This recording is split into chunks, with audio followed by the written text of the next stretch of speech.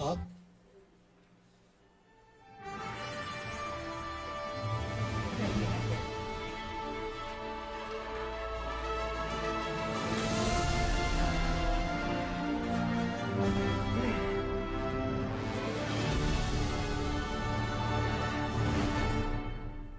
Welcome to Radio Guy Online Evening News. My name is Adelaide Ofe-Obobisa.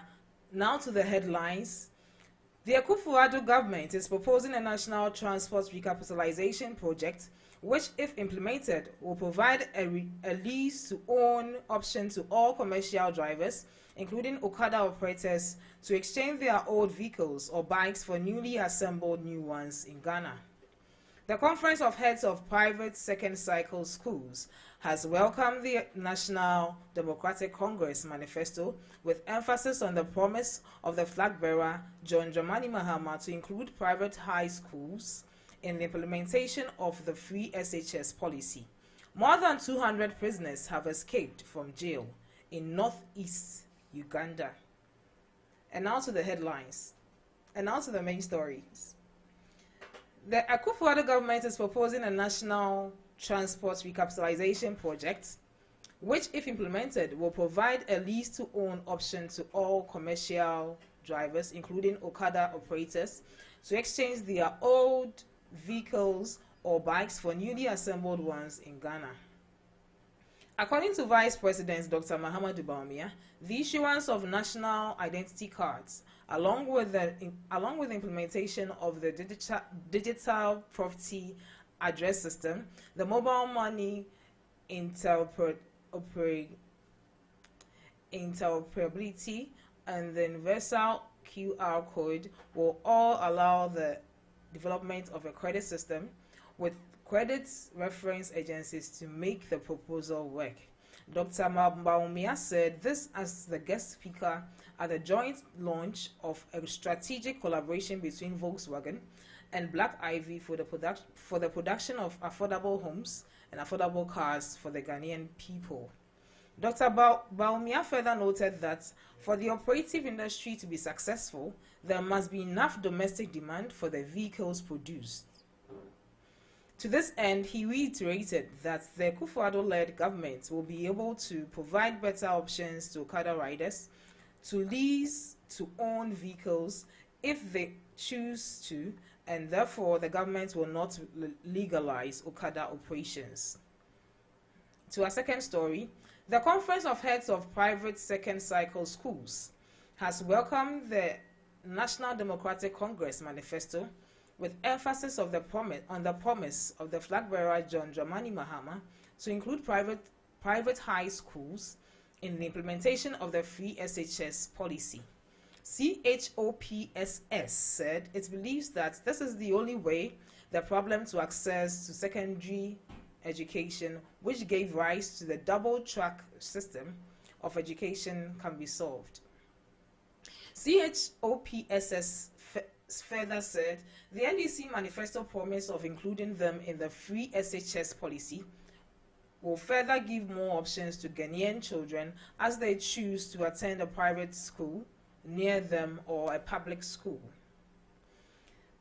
The group submits that just as government partners with private health institutions to ensure that a patient can visit either a public or private health facility when sick, and through the National Health Insurance Scheme, the bill is paid. In the same way, the government should allow the free SHS grants to follow the student if that student opts to attend a private or public SHS. CHOPSS also rejected the suggestion that all private high schools that do not charge fees in dollars are substandard schools. The group therefore called on the NPP government and all the political parties to commit to working with CHOPSS to ensure that private schools are not collapsed in Ghana, but allowed to partner with government to provide access and quality education to all Ghanaian children. And to our third story, Communications Minister Esla Owusu Ekufo has disclosed that government would begin the rollout of free Wi-Fi for senior high schools in October this year. She said the shutdown of schools due to the outbreak of the coronavirus pandemic, it was important that the country prepares for the future. The minister was speaking to the climax of the 10th edition of National Girls in ICT Day held in Nkwanta, South Municipality of the Oti region. The celebration was instituted by the International Telecommunication Union to encourage girls to adapt and participate in technology. According to her, the Girls in ICT initiative have trained 584 girls from 8 districts in the Oti region. Cumulatively, about 6,604 girls were trained in basic computer literacy skills and coding. Madam Ekufo said the celebration was made biennial instead of the annual training, while mentorship workshops and an open day experience was included to enable best performing girls to spend days with women working in technology related disciplines. She said there were many information and communication technology related job opportunities in the areas of health, law, accounting, teaching, and education, hence the need for participants to take their studies seriously. She also called on the Ghana Investment Fund for Electronic Communications and the teachers they had trained to establish coding clubs in all participating schools in the region to sustain the interest of the girls and to enable them to introduce their mates to the initiative. The Girls in ICT initiative is one of the flagship programs of the Ministry of Communications and in line with the International Girls in ICT Day, an initiative backed by all ITU member states. It also aims at encouraging and empowering girls and young women to consider studies and careers in the growing field of ICTs, enabling both girls and technology companies to reap the benefits of greater female participation in the ICT sector. The minister said the girls from which the top 10 emerging girls came from in the region would have their ICT laboratories upgraded to support the learning of the subjects. And to our third story, the Member of Parliament for North Tongu, Samuel Okujeto Ablakwa, says the New Patriotic Party's government stands on the legalization of motorbikes, popularly referred to as Okada, is an indication of a confused government. Okujeto Ablakwa was reacting to the Vice President Mahamudu Bawumia's revelation that the government was rather planning to offer new cars to operators of Okada on a lease basis in order for them to carry out the activities in a much safer manner. The NDC MP said the announcement by the Vice President and the earlier position adopted by the Transport Minister on the legislation of Okada shows the government's lack of a specific plan for operators. Speaking at a signing of a memorandum of understanding between Volkswagen and Black Ivy for the production of affordable vehicles and houses for Ghanaians, the Vice President said that the leasing of cars to Okada operators is a better option than the legalization of Okadas. Despite riders welcoming the promise to legalize their work, Dr. Bawumia insists that the government will not succumb to any pressure to amend the law. And in business, provisional figures released by the Ghana Statistical Service, GSS, show that for the first time in 37 years, the Ghanaian economy contracted by 3.2%. According to the same data, the country's second quarter gross domestic product, that is the value of goods and services produced from April to June, increased to 85.7 billion Ghana cedis when compared to the 84.3 billion Ghana cedis of value recorded for the same period in 2019. Speaking to the media at a press briefing, government statistician Professor Samuel Kobna Enim attributed the fall to some restrictions on activities in the economy, which came to a standstill during the partial lockdown.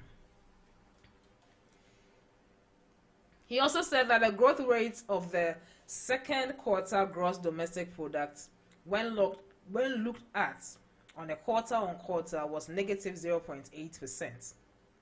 This means that the value of goods and services produced in the second quarter of 2020 contracted by 0.8% over the value of goods and services produced in the first quarter of 2020.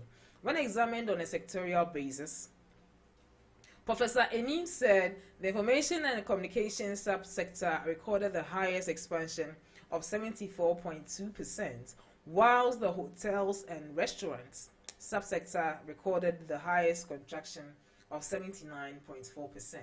He further noted that the agriculture sector, which makes up 19% of all goods produced in the second quarter, saw a growth rate of 2.5%. The services sector, which makes up 48%, witnessed a growth rate of negative 2.6%, while the industry sector, which makes up 33% of all goods and services produced, saw a negative growth rate of 5.7%. The livestock subsector recorded the highest year-on-year growth rate of 5.7% in the agri sector, while the forestry and logging subsector recorded the lowest GDP with a contraction of negative 8.4%. According to the Ghana Statistical Service, the economy grew by 4.9% in the first quarter of 2020.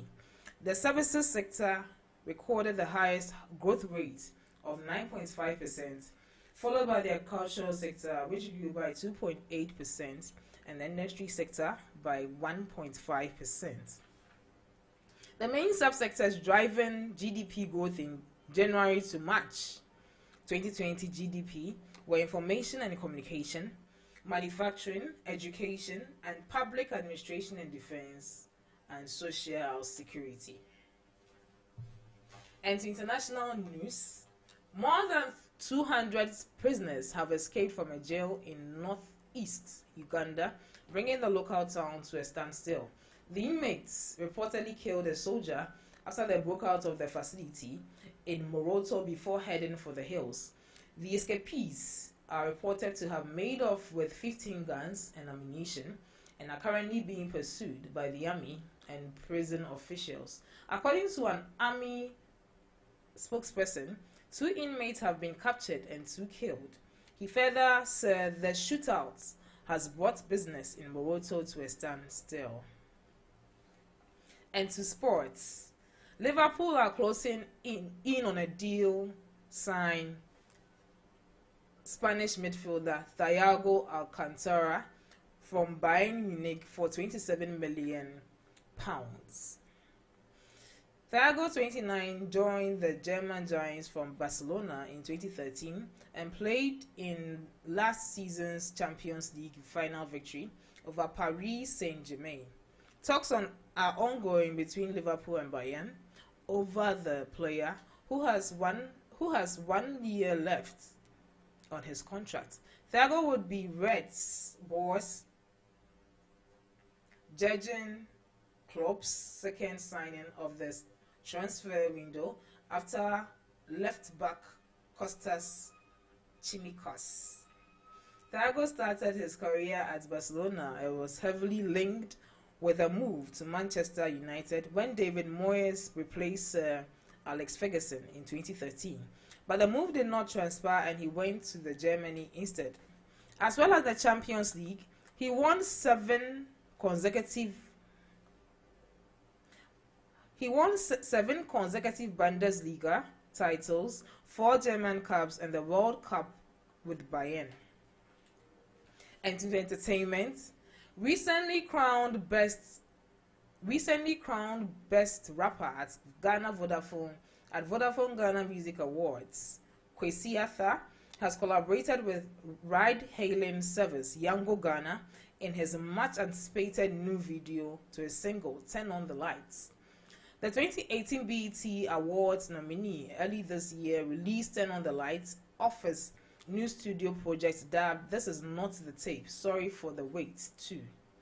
According to the hub manager of Yango Ghana, Elliot Tay, there was much excitement over the collaboration and was therefore positive it would promote their brand even further. He added that his brand resonates well and with their own values.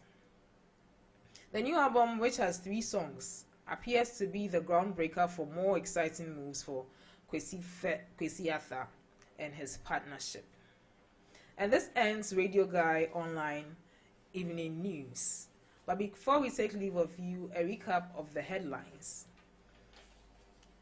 The Akufo-Addo government is proposing a national transport recapitalization project, which, if implemented, will provide a lease-to-own option to all commercial drivers, including Okada operators, to exchange their old vehicles or bikes for newly assembled ones in Ghana.